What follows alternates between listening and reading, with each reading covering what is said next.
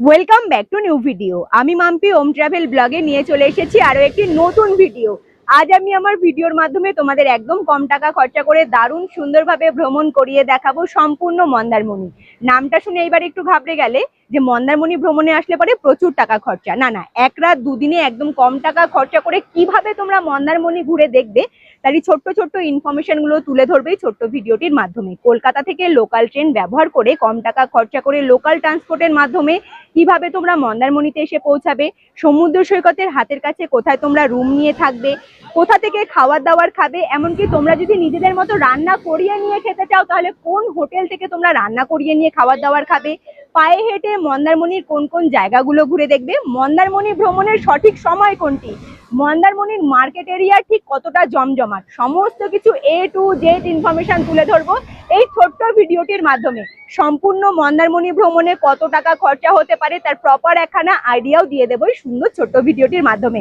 আশা করছি যারা মন্দারমণি ভ্রমণে আসবে তাদের এই ভিডিওটি ভীষণভাবেই কাজে লাগবে। আর সম্পূর্ণ ভিডিওটি দেখার পরে যদি ভালো লেগে থাকে অবশ্যই বলবো ওম ট্রাভেল ব্লগ সাবস্ক্রাইব করে হাইপ করে আমার পাশে থাকবে। চলো তাহলে বন্ধুরা মন্দারমণি ভ্রমণের ভিডিওটি এখান থেকেই শুরু করা যাক।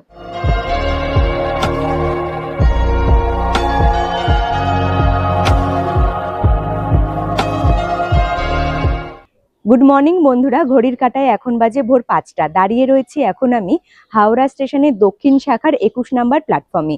মন্দারমণি ভ্রমণের জন্য জার্নিটা আমি হাওড়া স্টেশন থেকেই শুরু করছি। আজকের মেন টপিকটাই হলো একদম কম টাকা খরচা করে সহজ পথে লোকাল ট্রেন ব্যবহার করে কিভাবে তোমরা মন্দারমণিতে গিয়ে পৌঁছাবে। ভোরবেলা 5টা 15-তে রয়েছে হাওড়া স্টেশন থেকে মেদিনীপুর লোকাল ট্রেন। যে লোকাল ট্রেন ধরে সবার প্রথমে পৌঁছাবো আমি সাঁতরাগাছি স্টেশনে। সাঁতরাগাছি স্টেশন থেকে আবারও কোন ট্রেন ধরে মন্দারমণির উদ্দেশ্যে রওনা দেব সমস্ত কিছুটাই এই ভিডিওর মাধ্যমে তুলে ধরার চেষ্টা করব। তোমরা আমার সাথে থেকো, তোমাদের ভীষণ ভালো লাগবে। ট্রেনের অপেক্ষায় রয়েছি, ট্রেন আসুক, তারপরে ট্রেনে উঠে সোজা সাঁতরাগাছিতেই রওনা দেবো।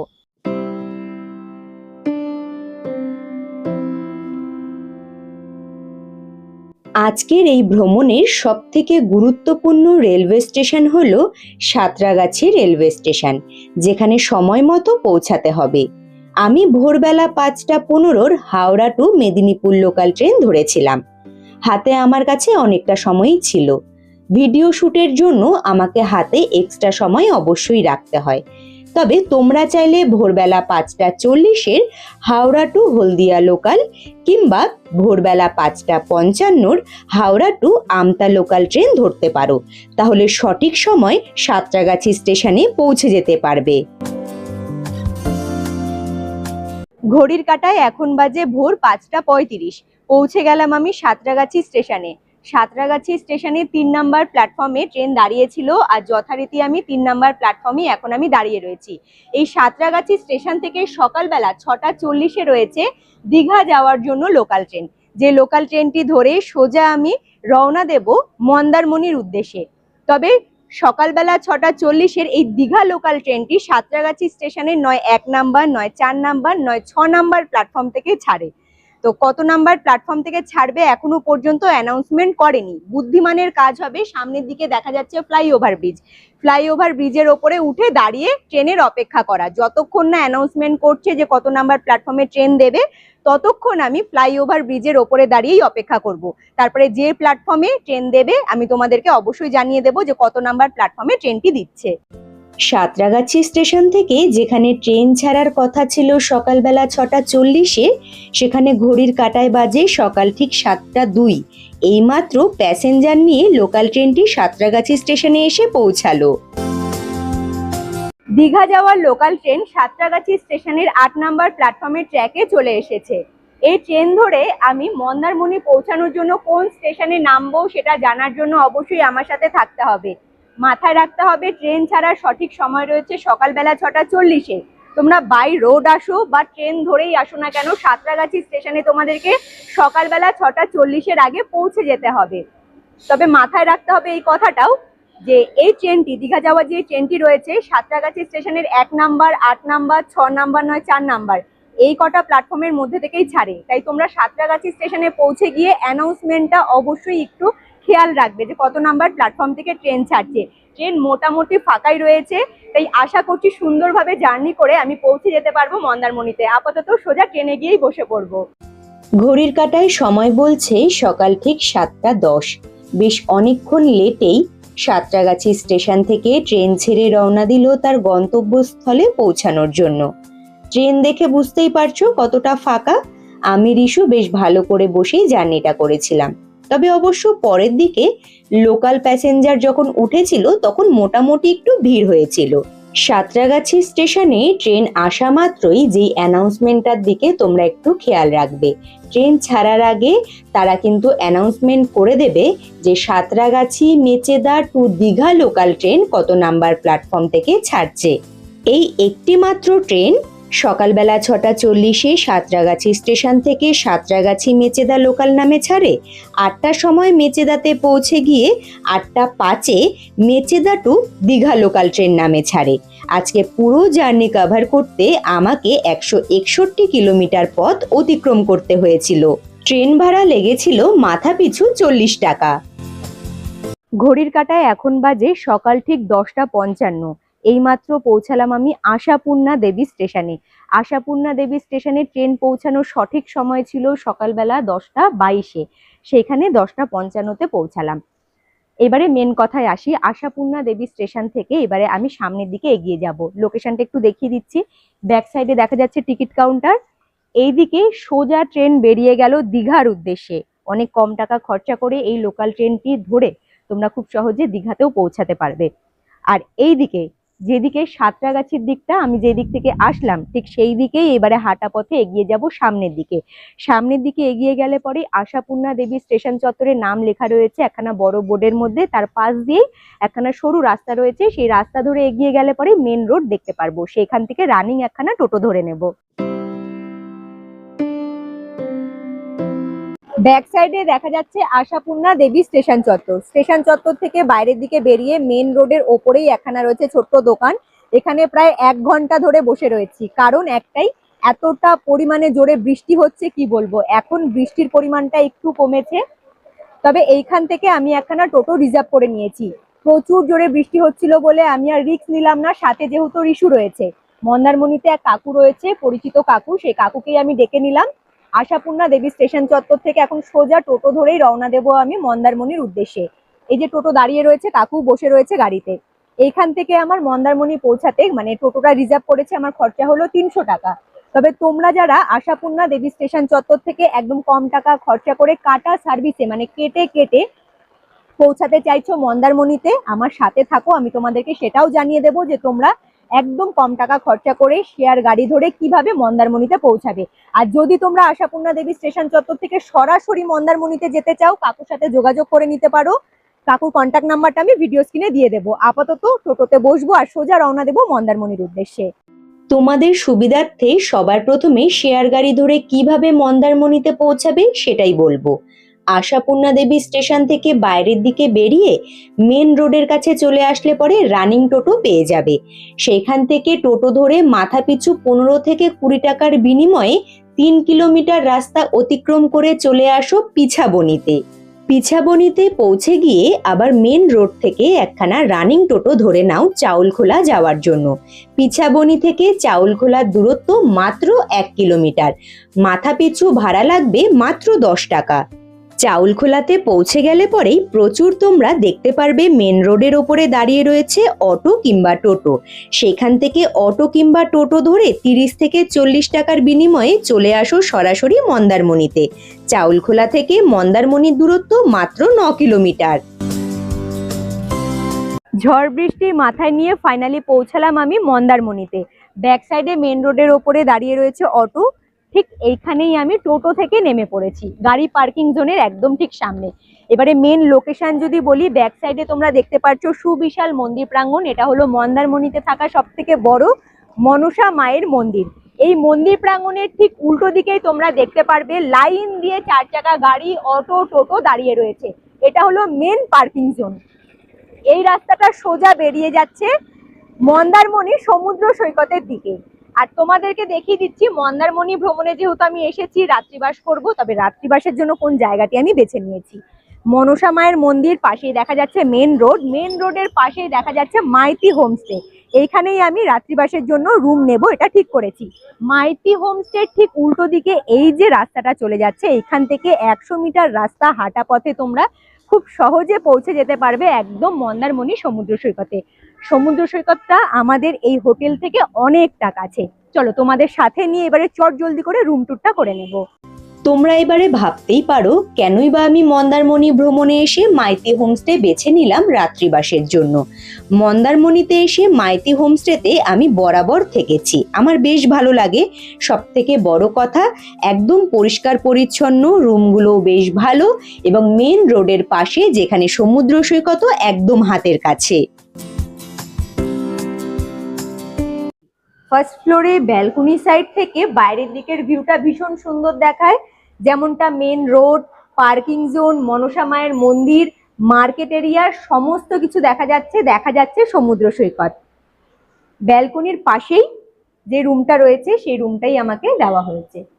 রুমটা ছোট্টর মধ্যে খুব অল্প সংখ্যক জিনিসপত্র দিয়ে ছিমছামের মধ্যে সুন্দর করে সাজানো। বড় একখানা বেড রয়েছে, ডাবল বেড, দুটো বালিশের ব্যবস্থা, বেডের পাশে রয়েছে সুইচ বোর্ডের ব্যবস্থা, আর এইখানে রয়েছে ছোট্ট একখানা ড্রেসিং টেবিল।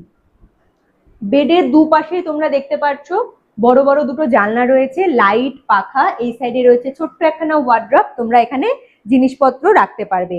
প্লাস্টিকের ছোট টি টেবিল, একখানা চেয়ার, রুমের ভেতরেই রয়েছে বেসিনের ব্যবস্থা, আয়না, এই সাইডে রয়েছে টিভি এবং এখানে দেখা যাচ্ছে আরো একখানা সুইচ বোর্ডের ব্যবস্থা। এই সাইডে রয়েছে জামা কাপড় ঝোলানোর জন্য হ্যাঙ্গার, রুমের ভেতরেই রয়েছে ডাস্টবিনের ব্যবস্থা। অ্যাটাচ রয়েছে ওয়াশরুম, একটু দেখিয়ে দিই। এই হলো ওয়াশরুম। ওয়াশরুমটা বেশ বড়, ওয়েস্টার্ন টয়লেটের ব্যবস্থা রয়েছে, হ্যান্ড শাওয়ার, জামা কাপড় ঝোলানোর জন্য হ্যাঙ্গার রয়েছে, বালতি, কল এবং রয়েছে শাওয়ারের ব্যবস্থা। এইবারে মেন কথায় আসি। যে রুমটা আমি নিলাম, মানে এই রুমটা, রুম ভাড়া পড়লো নন এসি রুম 800 টাকা। তোমরা যদি এসি রুম নাও, এখানে এসি রুমের সুব্যবস্থা পেয়ে যাবে, রুম ভাড়া লাগবে 1200 টাকা। শনিবার রবিবার করে এখানে রুম ভাড়াটা একটু আপ ডাউন করে, সেই বিষয়ে তোমরা সরাসরি কন্ট্যাক্ট নাম্বার যখন দেবো সেই নাম্বারে যোগাযোগ করে জেনে নিতে পারো রুম ভাড়া তখন কত চলছে, এবং সিজনেও কিন্তু একটু রুম ভাড়াটা আপ ডাউন করতে পারে। তবে এখন আমি ঠিক যে সময় এসেছি মন্দারমণি ভ্রমণে, এখন আমার কাছ থেকে নন এসি রুম 800 টাকাই নিল। এবারে তোমরা অনেকেই হয়তো বলতে পারো মন্দারমণির মতো জায়গা কেন আমি রিসর্টে গিয়ে থাকলাম না। দেখো, মন্দারমণি ভীষণ কস্টলি জায়গা, সেটা আশা করছি অনেকেই জানো। আর মন্দারমণি ভ্রমণে আসলে পরে অনেকেই রিসর্টে থাকতে বেশি পছন্দ করে, যে সমস্ত রিসর্টগুলো একদম সমুদ্র সৈকতের পাশে কিংবা যে সমস্ত রিসর্টগুলোতে সুইমিং পুলের ব্যবস্থা রয়েছে। তবে অনেকের মন্দারমণি ভ্রমণের ইচ্ছে রয়েছে, তবে হয়তো রিসর্টে থাকলে পরে অনেকেই জানে যে বাজেটটা একটু হাই হয়ে যাবে, তারা কম টাকা খরচা করে কোথায় রুম নিয়ে থাকবে, তার জন্যই কিন্তু এই জায়গাটার আমি সন্ধান দিলাম। আপাতত ওয়াশরুমে যাব, ফ্রেশ হব, তারপর তোমাদের সাথে আবার আমার দেখা হচ্ছে। আর কন্ট্যাক্ট নাম্বারটা ভিডিও স্ক্রিনে তোমরা পেয়ে যাবে, সেই কন্ট্যাক্ট নাম্বারে তোমরা সরাসরি মাইতি গেস্ট হাউসের সাথে কথা বলে নিতে পারো।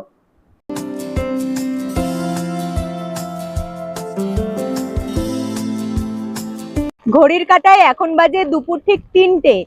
আমি রুম থেকে ফ্রেশ হয়ে চলে এলাম মন্দারমণি সমুদ্র সৈকতে। ঝিরিঝিরি বৃষ্টি আর তার সাথে প্রচন্ড বেগে হাওয়া, ছাতা আমার প্রায় অর্ধেক ভেঙে গেছে। তবে বিশ্বাস করো, মন্দারমণি ভ্রমণের জন্য এটা একদম বেস্ট টাইমিং।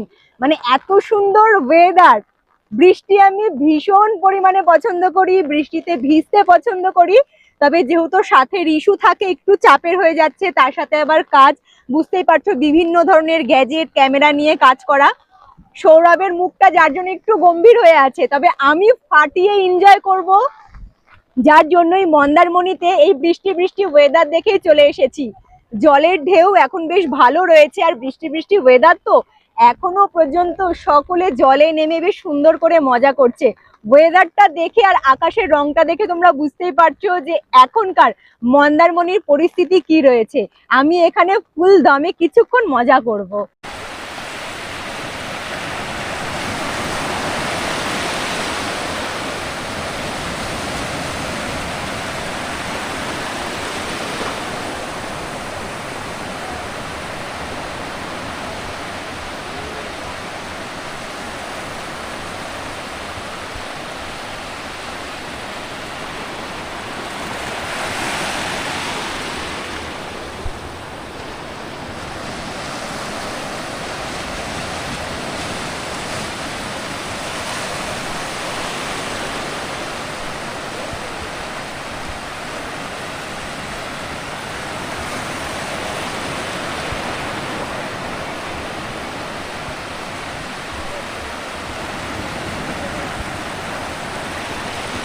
যখন আমি এসেছিলাম তখন জলটা বেশ অনেকটা পেছনের দিকে ছিল, আর এখন আস্তে আস্তে জলটা একদম সামনের দিকে এগিয়ে আসছে। মানে বুঝতেই পারছো এখন হলো জোয়ারের টাইম।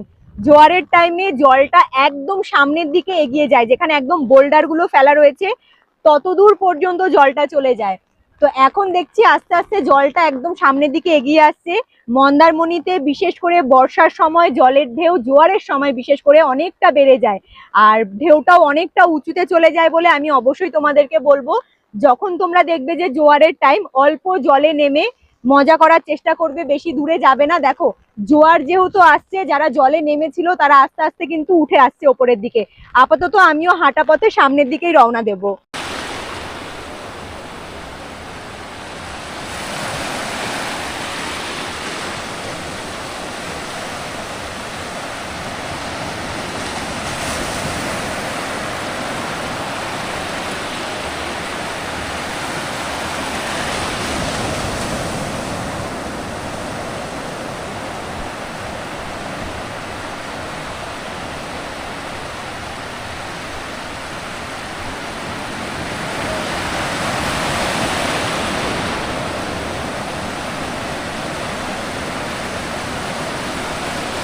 মন্দারমণি সমুদ্র সৈকতের পাড় জুড়ে তোমরা দেখতে পারবে এরকম লাইন দিয়ে বেশ অনেকগুলো উঁচু উঁচু ঘর, মানে মাটি থেকে অনেকটা উঁচুতে। আসলে এইগুলো কোনো রকমের ঘর নয়, এগুলো হলো রেস্টুরেন্ট।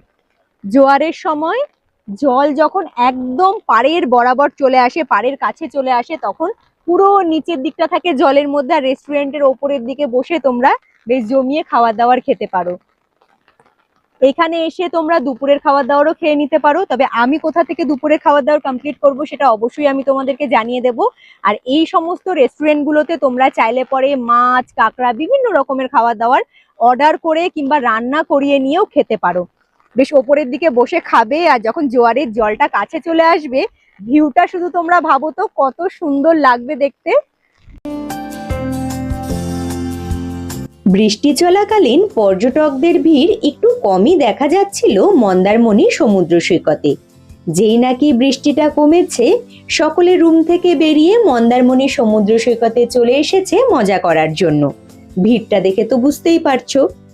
এতক্ষণ তো ভিউ দেখলে, এইবারের ভিউটা দেখে বুঝতে পারছো তো যে কতটা কাছে জল চলে এসেছে। আমরা যে কোনো সমুদ্র সৈকতেই যাই না কেন, জোয়ার ভাটার যে একখানা আলাদা ব্যাপার রয়েছে সেটা আমরা সকলেই খেয়াল করে থাকি। মন্দারমণি সমুদ্র সৈকতে এসে তোমরা চাইলে জলে নেমে বিভিন্ন ধরনের অ্যাক্টিভিটি বা বোট রাইড করে নিতে পারো।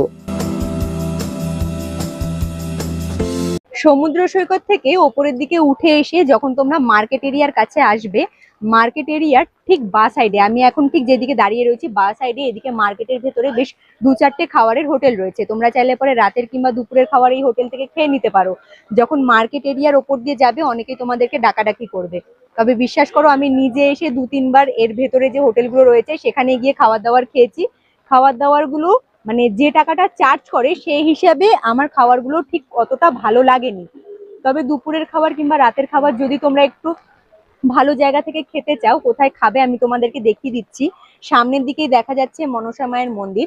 মনসা মায়ের মন্দিরের ঠিক ব্যাক সাইডে, মানে মনসা মায়ের মন্দিরের পাশে রাস্তাটা ধরে কিছুটা দূর এগিয়ে গেলে পরে একখানা খাবারের হোটেল রয়েছে। একবার এসে আমি ওখানে খাবার খেয়েছিলাম, তো সেইখানকার খাবারটা আমার বেশ ভালো লেগেছিল। তবে হোটেলের নামটা কি আমার ঠিক জানা নেই, হাঁটা পথে সেই হোটেলে যাব, হোটেলের নামটা কি রয়েছে সেখানে গিয়ে তোমাদের জানিয়ে দেবো। ব্যাক সাইডে দেখা যাচ্ছে মনসা মা মন্দির প্রাঙ্গণের চূড়া। মন্দির প্রাঙ্গণের পাশের রাস্তা ধরে কিছুটা দূর সামনের দিকে এগিয়ে চলে এসেছি। একদম মেন রোডের পাশে রয়েছে হোটেল সিন্ধু কন্যা। এই যে দেখা যাচ্ছে হোটেলটি। দুপুরের খাবার দাবার এখান থেকেই খাবো বলে ঠিক করেছি। ভেতরের দিকে গিয়ে এবারে দেখি যে দুপুরের মেনু কি কি রয়েছে। বসে পড়েছি দুপুরের খাবার দাবার নিয়ে। দুপুরের খাবারে আমি নিয়েছি ভেজ থালি। ভেজ থালির দাম পড়লো 120 টাকা। প্লেটে কি কি রয়েছে আগে দেখিয়ে দিচ্ছি। সাদা ভাত, কাঁচা লঙ্কা, লেবু আর কাঁচা পেঁয়াজ, তার সাথে রয়েছে আলু ভাজা, ডাল, শুক্তো, আলু পটলের তরকারি। এই প্লেটটার দাম পড়লো 120 টাকা। আলু ভাজা আর সাথে থাকবে চাটনি পাঁপড়। চাটনি পাঁপড়, আলু ভাজা ছাড়া ডাল, শুক্তো, আলু পটলের তরকারি, রাইস তোমরা যতবার ইচ্ছে ততবার চেয়ে খেতে পারবে একদম পেট ভরে। এবারে এক্সট্রা ভাবে যদি তোমরা মাছ মাংস কিছু নিতে চাও তোমাদেরকে এক্সট্রা টাকা পেমেন্ট করে কিন্তু নিতে হবে। আমি যেরকম এখানে এক্সট্রা ভাবে নিয়েছি চিকেন কারি, চিকেন কারির দাম পড়লো 150 টাকা। এখানে 3 পিস চিকেন রয়েছে। এই দিয়ে আমি দুপুরের খাবারটা কমপ্লিট করব। খাওয়ার দাওয়ারের দামগুলো শুনে তোমাদের মনে হতেই পারে যে খাবারের দামগুলো বড্ড বেশি, তবে আমি নিজস্ব অভিজ্ঞতা থেকে তোমাদের একটা কথাই বলবো, যদি আমরা টাকা খরচা করে খাবারটা খাই সেটা যদি ভালো নাই হয় তাহলে সেইখানে খাওয়াটা আমার মনে হয় বোকামি হবে। এর আগে আমি মন্দারমণিতে এসে যেখানে খাবার খেয়েছিলাম আমার খাবারটা খুব একটা ভালো লাগেনি, যার জন্য একটু টাকা বেশি দিয়েই আমার এখানে আসা, যাতে আমি তৃপ্তি করে পেট ভরে অন্তত খাবারটা খেতে পারি। আশা করছি তোমরা যদি এখানে খাবার দাবার খাও তোমরাও অন্তত পেট ভরে খুব সুন্দর তৃপ্তি করে খাবারটা খেতে পারবে। তবে এইখানকার একটাই সমস্যা, সেটা হলো থালিতে কোনো রকমের মাছ মাংস অ্যাড থাকে না। ভেজ থালি তোমাদেরকে আলাদা টাকা দিয়ে নিতে হবে, আর মাছ মাংস যেটাই নাও না কেন আলাদা টাকা পেমেন্ট করে নিতে হবে। দুপুরবেলা খাওয়া দাওয়া কমপ্লিট করে সোজা রুমে গিয়ে টানা দুপুরবেলার যাকে ভাত ঘুম বলে, বৃষ্টির মধ্যে সেই টানা ভাত ঘুম দিয়ে এখন সন্ধেবেলা 7টার সময় চলে এসেছি মন্দারমণির সমুদ্র সৈকতে। আর এখন মন্দারমণির সমুদ্র সৈকতের কি উত্তাল রূপ সেটা তোমরা নিশ্চয়ই দেখতে পাচ্ছ। আর এই উত্তাল রূপ দেখার জন্য পর্যটকেরা সকলে বিচের পাড়ে দাঁড়িয়ে রয়েছে। দুপুরবেলা যখন এসেছিলাম এই সিঁড়ি ধরেই নিচের দিকে কতটা দূর এগিয়ে গিয়েছিলাম, জল কতটা পেছনে ছিল, আর এখন জল দেখো কতটা কাছে চলে এসেছে। বোল্ডারের মধ্যে এসে যখন ধাক্কা লাগছে জলের ঢেউগুলো কতটা উঁচুতে উঠে যাচ্ছে। এখানে দাঁড়িয়ে বেশ খানিকক্ষণ সুন্দর সময় কাটাবো। তবে তোমাদেরকে একটা জিনিস অবশ্যই বলবো, এখন জল প্রচুর পরিমাণে উত্তাল হয়ে রয়েছে। এই জলে নেমে তোমরা মজা করতে যাবে না, দূর থেকে দাঁড়িয়ে দেখবে, এটাই সেফটি। এখানে দাঁড়িয়ে কিছুক্ষণ এই সুন্দর ভিউটা ক্যাপচার করব এবং আমিও খুব সুন্দরভাবে উপভোগ করব।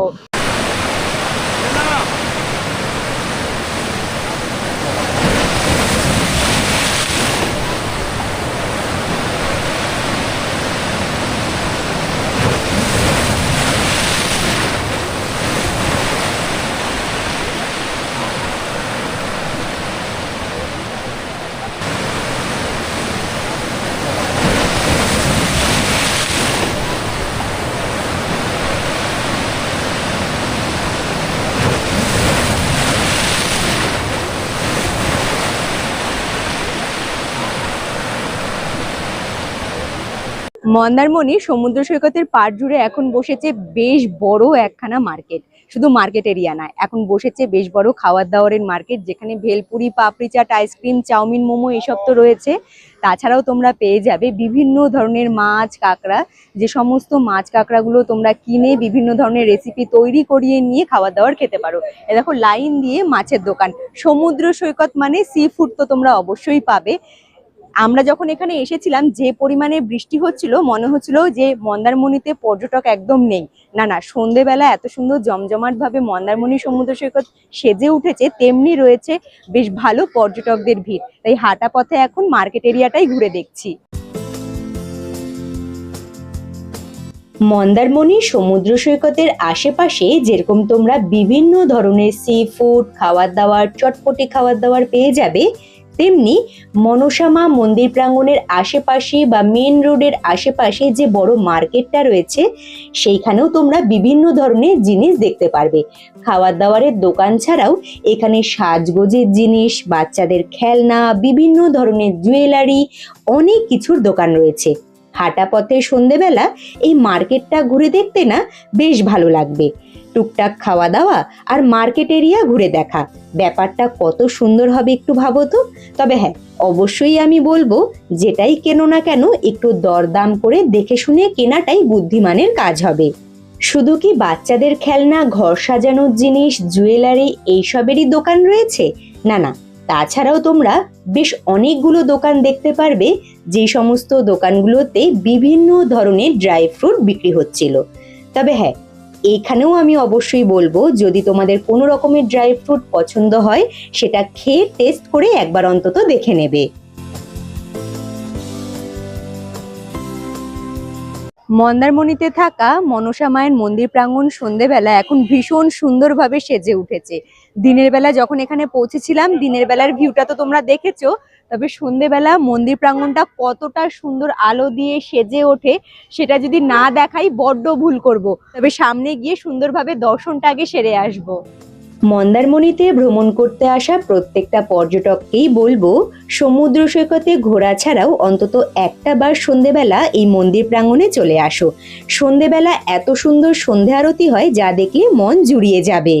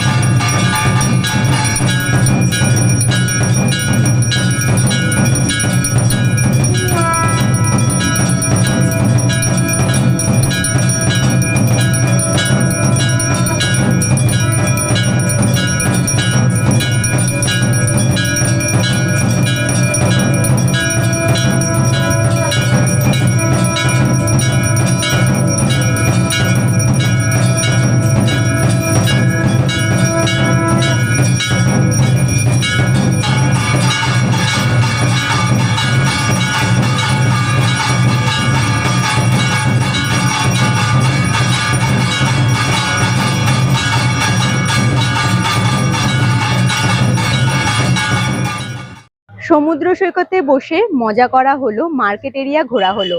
তবে রাতের খাওয়া তোমরা কোথা থেকে খাবে এটাই ভাবছো। দুপুরবেলা যেই হোটেল থেকে আমি দুপুরের খাবার দাবার খেয়েছিলাম, তোমরা চাইলে সেইখান থেকে রাতের খাবার খেয়ে নিতে পারো। এবারে অপশন রয়েছে, তোমরা যারা ভাবছো যে রান্না করিয়ে নিয়ে খাবে তারও কিন্তু তোমরা এখানে ব্যবস্থা পেয়ে যাবে। ব্যাক সাইডে দেখা যাচ্ছে মনসা মায়ের মন্দির। মন্দির প্রাঙ্গণ থেকে সামনের দিকে এগিয়ে চলে এসেছি। এখানে মেন রোডের দুপাশেই দেখতে পারবে অনেকগুলো কাঁচা মাংসের দোকান রয়েছে, মুরগির মাংসের দোকান। সেখান থেকে তোমরা মুরগির মাংস কিনে নিতে পারো। দেখো ব্যাক সাইডে দেখা যাচ্ছে Maity centre, Maity chicken centre. এইখান থেকেই আমি 500 গ্রাম মাংস নিয়ে নিয়েছি, কাঁচা মাংস। আর এই মুরগির মাংসের দোকানের ঠিক উল্টো দিকেই একখানা রেস্টুরেন্ট রয়েছে। মোটামুটি এইখানে যতগুলো রেস্টুরেন্ট রয়েছে, খাবার দাবারের দোকান রয়েছে বা হোটেল রয়েছে, প্রত্যেকটা দোকানে তোমরা চাইলে পরে চিকেন দিয়ে দিতে পারো, তারা রান্না করিয়ে দেবে। তার বাবদ কিছু টাকা তো ওরা নেবে।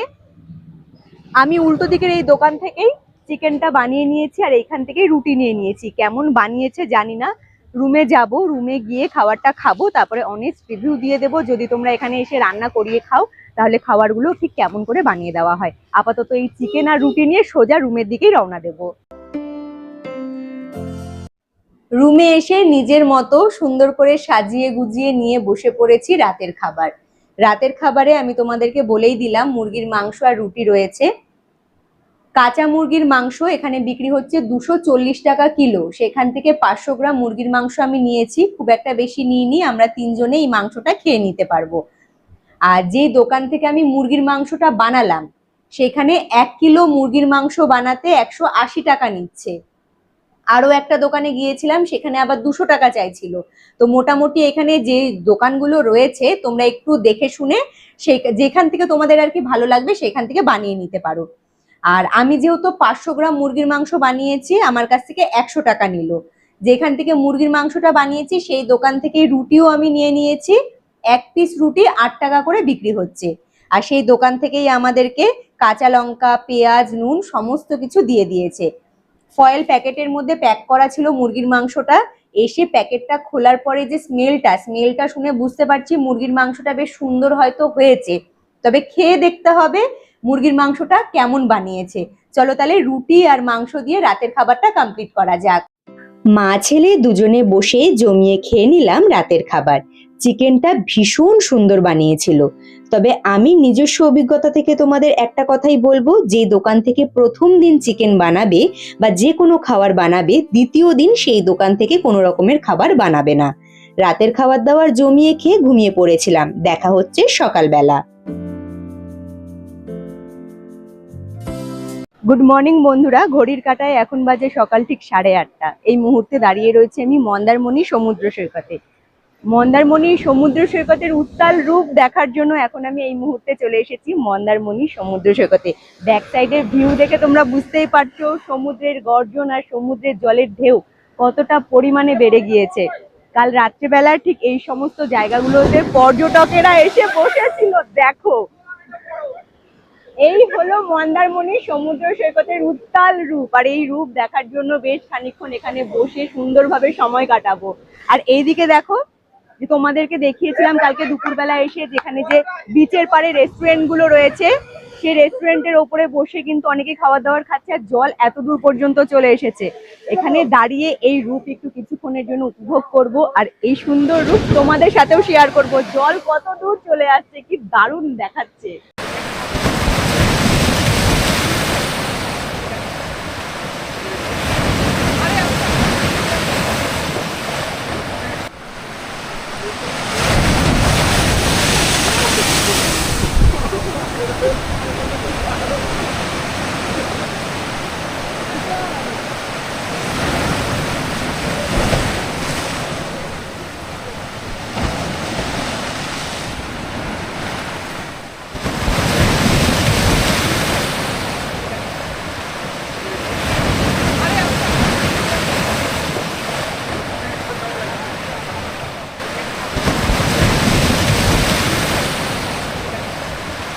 মন্দারমণি ভ্রমণে এসে যদি তোমরা এই পরিমাণ জলের ঢেউ দেখতে চাও, তাহলে অবশ্যই বলবো বর্ষার সময়টা বেছে নিতে পারো। আমি ঠিক যেই সময়টা বেছে নিয়েছি, কাল যখন মন্দারমণিতে এসে পৌঁছালাম, সারা দিন নন স্টপ বৃষ্টি পড়ে গেছে। আজকে সকাল সকাল বৃষ্টি হচ্ছিল, তবে এখন দেখছি সূর্যের আলোর বেশ ভালো তাপ রয়েছে। আর এই পরিমাণে জলের ঢেউ, মানে জলের ঢেউ দেখে মন শান্তি হয়ে যাবে, আর অন্য কোথাও যেতে ইচ্ছে করবে না। জাস্ট এখানে বসে এই সুন্দর রূপ তোমরা উপভোগ করবে দারুণ সুন্দরভাবে। অবশ্যই বলবো বর্ষার সময় আসলে পরে তোমরা এত সুন্দরভাবে জলের ঢেউ দেখতে পারবে এবং খুব সুন্দরভাবে মন্দারমণিতে এসে মজাও করতে পারবে।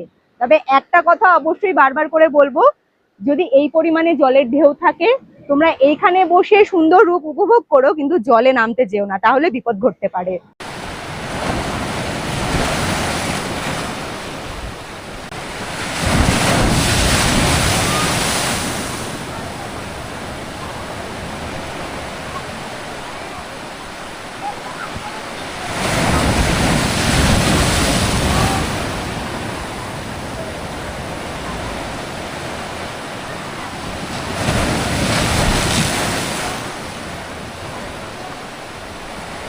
মন্দারমণি সমুদ্র সৈকত থেকে হাঁটা পথে চলে এসেছি মার্কেট এরিয়ার সামনে। মার্কেট এরিয়ার পাশেই রয়েছে সুবিশাল মন্দির প্রাঙ্গণ, মনসা মায়ের মন্দির। মনসা মা মন্দির প্রাঙ্গণের সামনের দিকেই অটো এবং টোটো স্ট্যান্ড রয়েছে, সেখান থেকেই একখানা টোটো আমি ঠিক করে নিয়েছি। ঠিক করে নিয়েছি বলতে, মন্দারমণি ভ্রমণে আসলে পরে যে কাকুর টোটো ধরে আমি আশেপাশের এরিয়াগুলো ঘুরে দেখি, সেই কাকুকে আগের দিন বলে রেখেছিলাম, কাকু যথারীতি টাইম মতো চলে এসেছে। এখন ঘড়ির কাঁটায় বাজে সকাল ঠিক 10টা। এখন আমি মন্দারমণি থেকে সোজা কাকুর টোটোতে বসে বেরিয়ে পড়বো লাল কাঁকড়া সমুদ্র সৈকত ঘুরে দেখার জন্য। চলো তাহলে লাল কাঁকড়া সমুদ্র সৈকতটা এবারে তোমাদেরকে ঘুরিয়ে দেখাই। মন্দারমণি মনসা মা মন্দির প্রাঙ্গণের সামনে থেকে লাল কাঁকড়া সমুদ্র সৈকতে যাওয়ার জন্য কোনো রকমের শেয়ার টোটো পাবে না।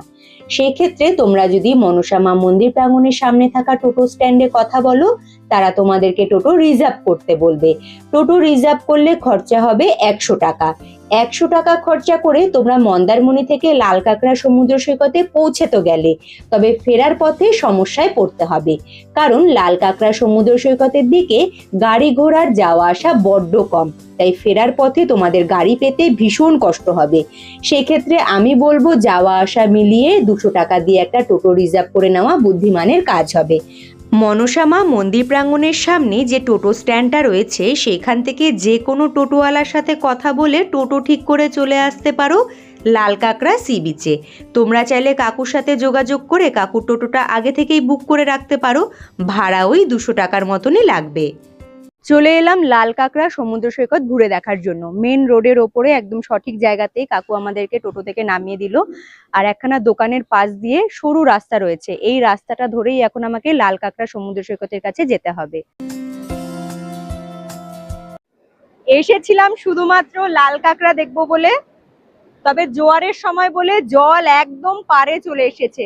ভাটার সময় আসলে কি হয়, জলটা অনেকটা পেছনে থাকে, আর পুরো বিচের পারে মানে প্রচুর লাল কাঁকড়া দেখা যায়। দেখো কাঁকড়াগুলো কিভাবে পালিয়ে যাচ্ছে জলগুলো আসছে বলে। পুরো জল কত দূর চলে এসেছে। যদি নির্জন একখানা সমুদ্র সৈকতে এসে তোমরা সময় কাটাতে চাও মন্দারমণি ভ্রমণে এসে, তাহলে তোমরা লাল কাঁকড়া সমুদ্র সৈকতে চলে আসতে পারো, এখানে খুব সুন্দরভাবে সময় কাটাতে পারবে।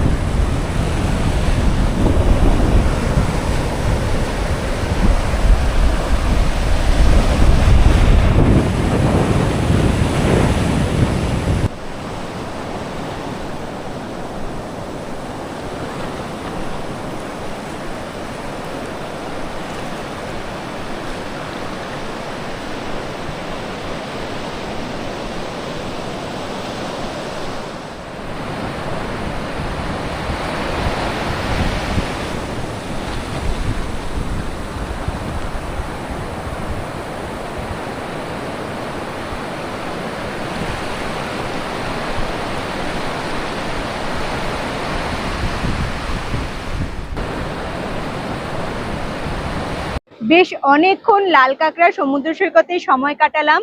জোয়ারের সময় বলে জলটা রীতিমতো বেড়েই যাচ্ছে, আর কতদূর জলটা ওপরের দিকে চলে আসবে জানি না। তবে এখানে তোমরা আশেপাশের ভিউ দেখে বুঝতেই পারছো যে একদম কেউই নেই, দু একজন শুধু পর্যটকদের আনাগোনা রয়েছে, আর শুধুমাত্র আমিই ছিলাম। আর এই যে সমুদ্র সৈকতটা রয়েছে, সমুদ্র সৈকতের পাশে ঝাউবন, ঝাউবনের কাছে তোমরা যদি যাও এত সুন্দর ছবি উঠবে, মানে কি বলবো, অসাধারণ। আর আকাশে তোমরা বুঝতেই পারছো কড়া রোদ, ভীষণ পরিমাণে গরমও লাগছে। জল কত দূর চলে আসছে দেখো, জল আস্তে আস্তে আরো বেড়ে যাচ্ছে। যাই হোক, আমি তো খুব সুন্দর সময় কাটিয়েছি, এবারে সামনের দিকে রওনা দেবো।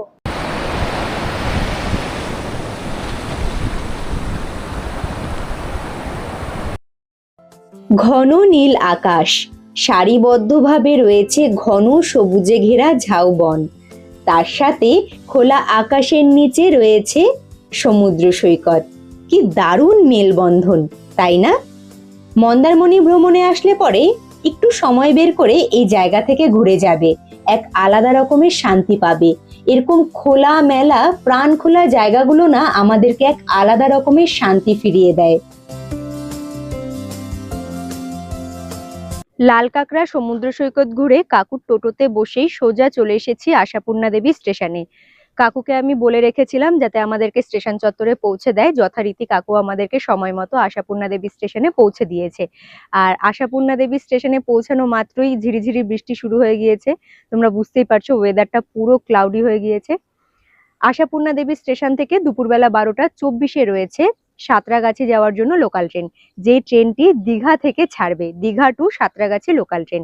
আর এই ট্রেনে জার্নি করব বলে আমি আশাপূর্ণা দেবী স্টেশন থেকে ডাইরেক্ট হাওড়া পর্যন্ত টিকিট কেটে নিয়েছি 40 টাকা দিয়ে। তবে ট্রেন সাঁতরাগাছি স্টেশন পর্যন্তই যাবে। সাঁতরাগাছি স্টেশনে নেমে আমি আবার একখানা হাওড়ার লোকাল ট্রেন ধরে সোজা রওনা দেব হাওড়া স্টেশনের উদ্দেশ্যে। তারপরে হাওড়া স্টেশন থেকে সোজা রওনা দেব আমি আমার বাড়ির উদ্দেশ্যে। কাকুর সাথে আমি যে মন্দারমণিতে এসে এই যে ঘোরাঘুরিগুলো করলাম, আমাকে লাল কাঁকড়া সি বিচে কাকু পৌঁছে দিয়েছে, আবার আমাকে আশাপূর্ণা দেবী স্টেশন থেকে মন্দারমণিতেও পৌঁছে দিয়েছিল। চোখ বন্ধ করে কাকুর সাথে তোমরা যে কোনো জায়গায়, মানে মন্দারমণি ভ্রমণে এসে যে কোনো জায়গায় যেতে পারো। কাকুর কন্ট্যাক্ট নাম্বারটা ভিডিও স্ক্রিনে দিয়ে দিলাম, তোমরা আগে থেকে যোগাযোগ করে নিয়ে কাকুর টোটোটা বুক করে রেখে দিতে পারো। আজকের এই মন্দারমণি ভ্রমণের ভিডিওটি তোমাদের কেমন লাগলো অবশ্যই আমাকে কমেন্ট করে জানিও, ভালো লাগলে পরে লাইক করে দিও। আর নতুন বন্ধুরা যারা ভিডিওগুলো দেখছো কিন্তু এখনো পর্যন্ত ওম ট্রাভেল ব্লগ সাবস্ক্রাইব করোনি, তারা চটজলদি করে ওম ট্রাভেল ব্লগ সাবস্ক্রাইব করে হাইপ করে আমার পাশে থাকতে পারো। আর যে সকল বন্ধুরা চ্যানেলটি সাবস্ক্রাইব করে হাইপ করে আমার পাশে রয়েছে তাদের অসংখ্য ধন্যবাদ, তারা এইভাবেই আমাকে সাপোর্ট করো, আমার পাশে থেকো। আজকের মতো টাটা, দেখা হচ্ছে তোমাদের সাথে খুব তাড়াতাড়ি নেক্সট ভিডিওতে। তোমরা ভালো থেকো, সুস্থ থেকো, টাটা।